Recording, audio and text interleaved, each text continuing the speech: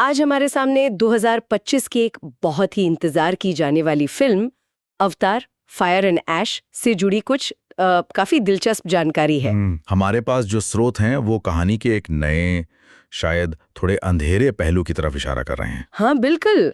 तो हमारा मिशन साफ है, ये समझना कि इस बार पेंडोरा की कहानी में क्या अलग होने वाला है और क्यों ये पिछली फिल्मों से हटकर हो सकती है। तो चलिए इन स्रोतों को जरा करीब से देखते हैं। हाँ, और ये जानकारी सिर्फ कहानी का अगला हिस्सा नहीं बताती, ये भी दिखाती है कि पेंडोरा की दुनिया और नावी समाज कितने कितने जटिल हैं। अच्छा। हाँ, खास तौर पर नावी कौन है और कैसे हो सकते हैं, इस बारे में जो हमारी सोच बनी हुई है ना, उसे ये स्रोत चुनौती देते नजर आते हैं। अच्छा, तो सबसे पहली चौंकाने वाली बात क्या है इन स्रोतों में?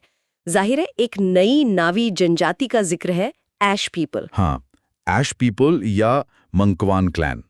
जानकारी कहती है कि ये वॉल्केनो के पास रहते हैं, थोड़े गुस्सैल और लड़ाकू हैं। और आग का इस्तेमाल करते हैं हथियार की तरह। हाँ, आग का इस्तेमाल। लेकिन इससे भी ज्यादा जो हैरान करने वाली बात है क्या? वो ये है कि उन्होंने अपनी आध्यात्मिक देवी एवा को पूरी तरह से नकार दिया है। एवा को नकार दिया?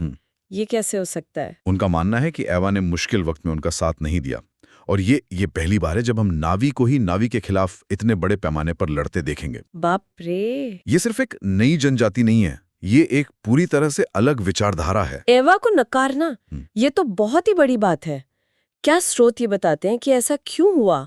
मतलब कोई खास वजह? देखिए, सूत्रों के मुताबिक ये उनके गहरे सदमे और शोक का नतीजा है। यहीं पर वो आग और राख का प्रतीकवाद, वो सिंबलिज्म जरूरी हो जाता है। अच्छा, कैसे? आग उनके गुस्से, उनके संघर्ष, विनाश का प्रतीक है, तो राख उस तबाही के बाद जो बचता है, दुख, सदमा, निराशा, उसको दर्शाती है। ये दिखाता है कि कैसे कोई भयानक हादसा एक पूरे समुदाय की आस्था और पहचान को हिला सकता है। और इन ऐश पीपल की नेता वारंग, जिसका किरदार ऊना चापलिन निभा रही हैं, उसके बारे में क्या पता चला है? क्या वो बस एक और विलेन है? नहीं, उसे सिर्फ बुरा कहना शायद सही नहीं होगा। सूत्र बताते हैं कि वो बेहद खतरनाक और बेरहम जरूर हैं, लेकिन उसकी क्रूरता की जड़ें उसके अपने दर्द में, नुकसान में और अतीत के गहरे जख्मों में हैं। वो पैदाइशी बुरी नहीं है, बल्कि हालात और तकलीफ ने उसे वैसा बना दिया है। अच्छा, तो मतलब ये किरदार कहानी में एक नैतिक पेंच डालेगा। हाँ, बिल्कुल सही और गलत के बीच की लकीर और धुंधली हो जाएगी। सोचिए, जब एक नावी नेता ही बदले और दर्द से भरी हो, तब क्या सही क्या गलत कहना मुश्किल हो जाता है। एकदम। और यहाँ एक और दिलचस्प मोड़ है। जानकारी इशारा करती है कि कर्नल क्वारेज, वो वापस, हाँ, जो पिछली फिल्मों का मुख्य विलेन रहा है, वो शायद इन ऐश पीपल के साथ हाथ मिला सकता है। नहीं, क्वारेज और ऐश पीपल, जरा सोचिए। हाँ, क्वारेज की तकनीकी ताकत और ऐश पीपल की आग की शक्ति, ये गठजोड़ कितना विनाशकारी हो सकता है। जेक सली के परिवार के लिए ये बहुत बड़ी चुनौती होगी। ये तो संघर्ष को कई गुना ज्यादा जटिल बना देगा। वाकई में क्वारेज का इस समीकरण में आना, ये तो चीजों को पूरी तरह बदल सकता है। बिल्कुल। अच्छा, कहानी के भावनात्मक पहलू के बारे में क्या? पिछली फिल्म में नित्यम की मौत, वो एक बड़ा सदमा था।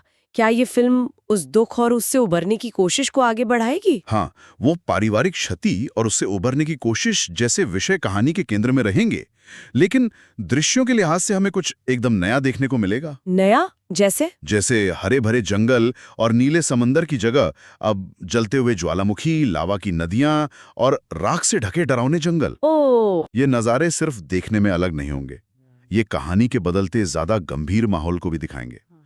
सूत्रों में नई हवाई जनजातियों का भी जिक्र है, जैसे विंड ट्रेडर्स, शायद वो भी अहम हो।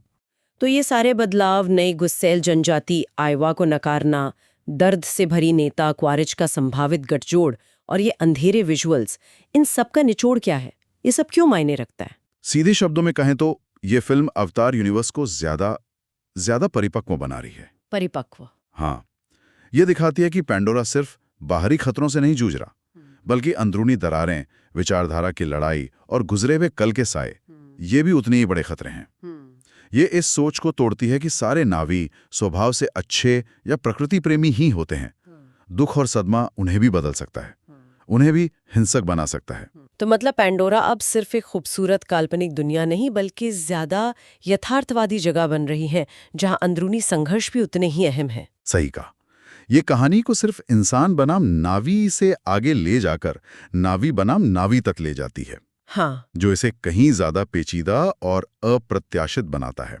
और ये अगली फिल्मों अवतार 4 और 5 के लिए एक बहुत ही दिलचस्प जमीन तैयार कर रहा है, जहां मुद्दे शायद और भी बड़े और गहरे होंगे। तो संक्षेप में अवतार फायर एंड ऐश हमें पेंडोरा का एक ऐसा चेहरा दिखाने वाली है जो हमने पहले नहीं देखा, ज्यादा अंधकारमय, नैतिक रूप से जटिल और अंदरूनी संघर्षों से भरा हुआ। हाँ, ये परिचित दुनिया को नए और चुनौतीपूर्ण तरीकों से पेश करेगी। और जाते जाते एक सवाल सोचने के लिए छोड़ जाती है ये जानकारी कि जब प्रकृति से इतने गहरे जुड़े प्राणी भी अपने आदर्शों से भटक सकते हैं, गहरे सदमे का शिकार हो सकते हैं और आपस में ही इतने विनाशकारी संघर्ष में उलझ सकते हैं, हाँ, तो फिर कोई भी समाज, चाहे वो कितना भी उन्नत क्यों ना हो, बाहरी और अंदरूनी चुनौतियों के बीच अपनी एकता कैसे बनाए रख सकता है? ये सवाल सिर्फ पेंडोरा के लिए नहीं है, शायद हम सब के लिए है।